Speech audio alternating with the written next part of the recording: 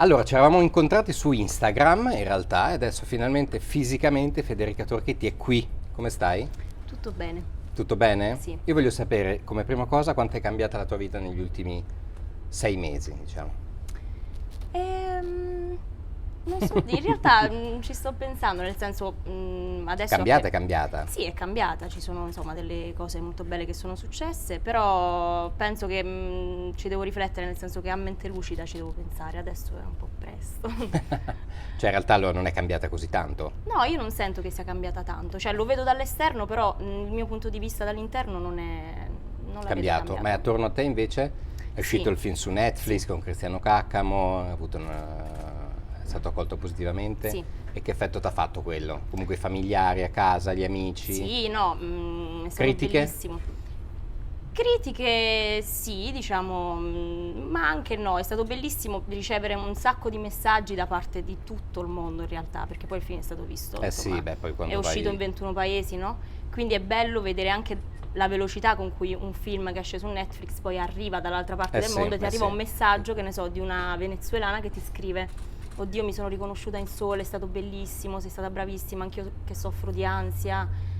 E quindi è stato bello ricevere dei feedback dalle persone che non conosco, più che Certo. altro perché poi, Ma quanto è insomma, importante anche per te, hai sentito la responsabilità di interpretare anche un ruolo di quel tipo? Perché poi riflette tante coetanee, tante persone.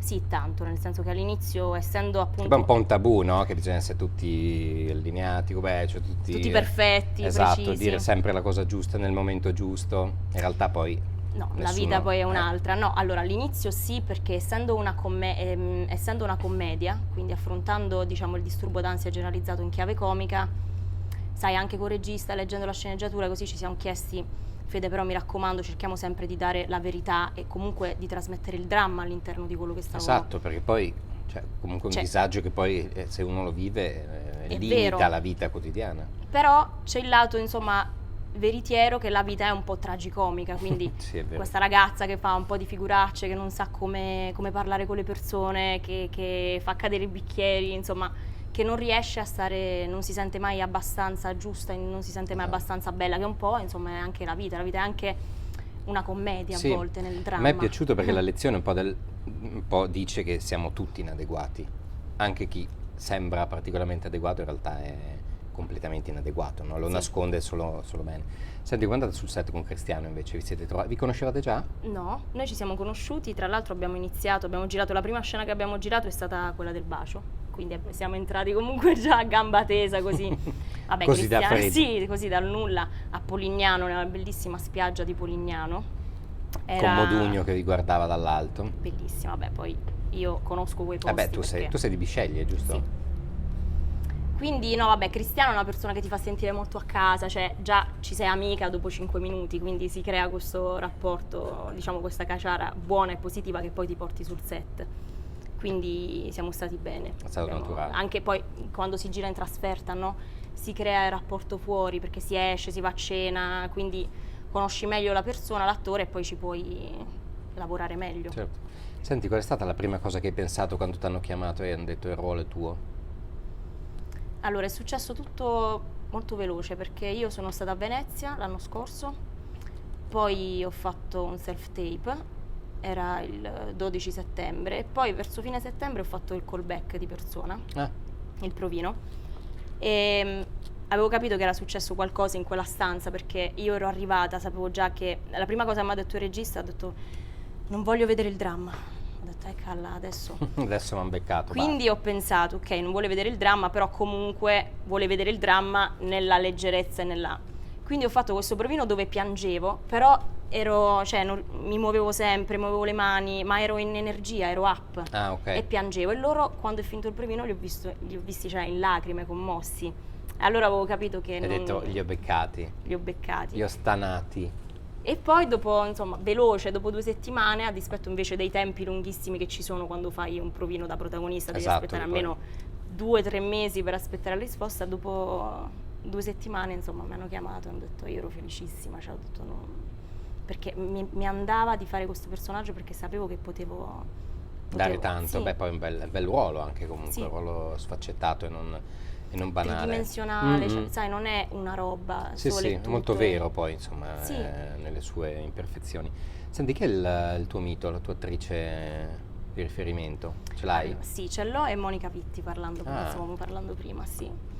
Tra l'altro c'è una lezione che lei ha fatto al centro sperimentale nell'88 che vedo più volte perché mi piace il modo in cui lei parla a questi ragazzi giovani, no? Del centro sperimentale, attori, registi, eccetera.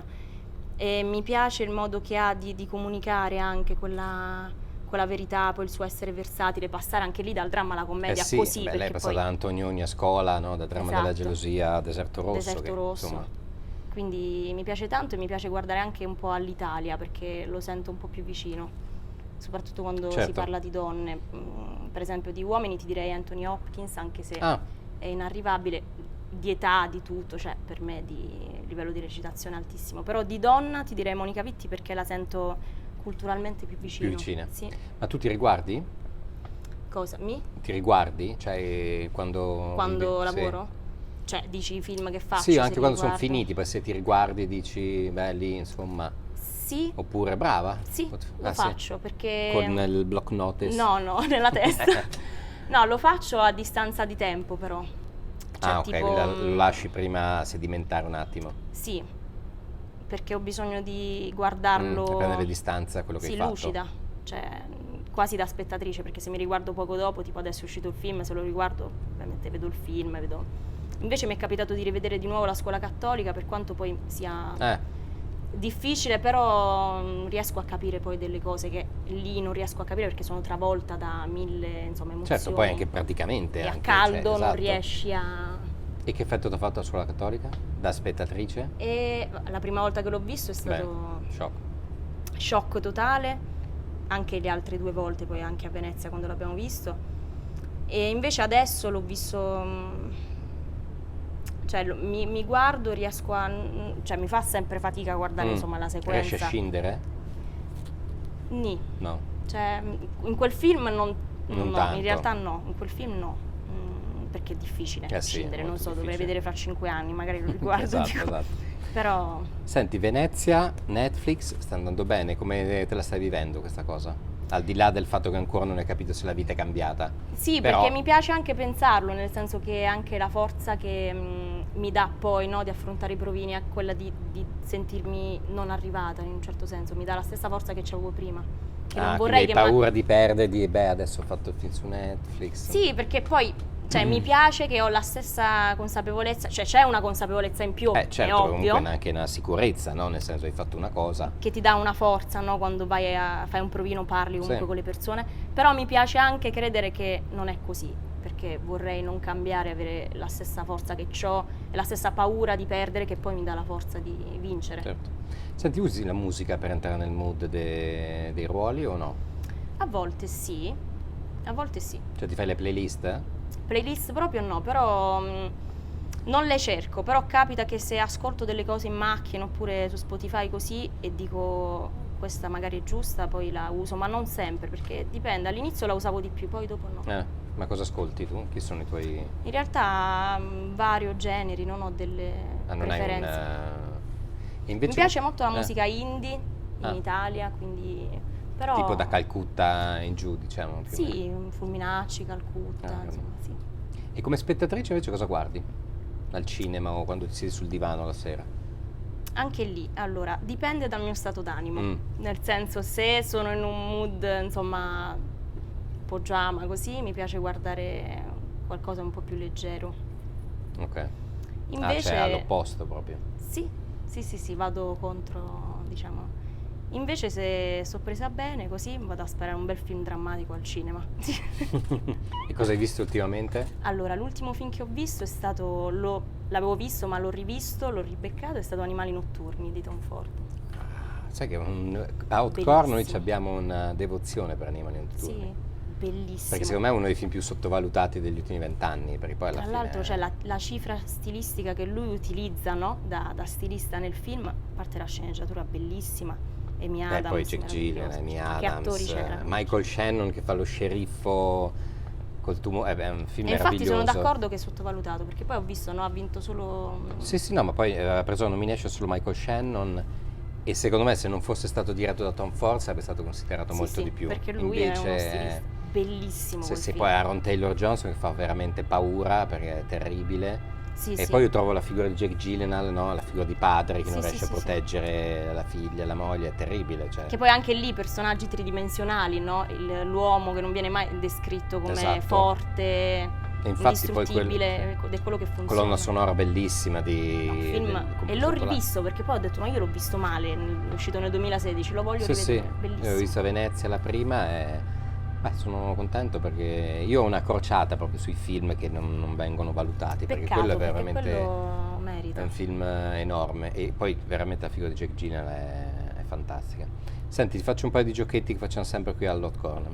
Stasera prima di andare a dormire ti suona il telefono, Mhm. lo prendi e è un regista che ti chiede di lavorare con lui. Chi vorresti che fosse?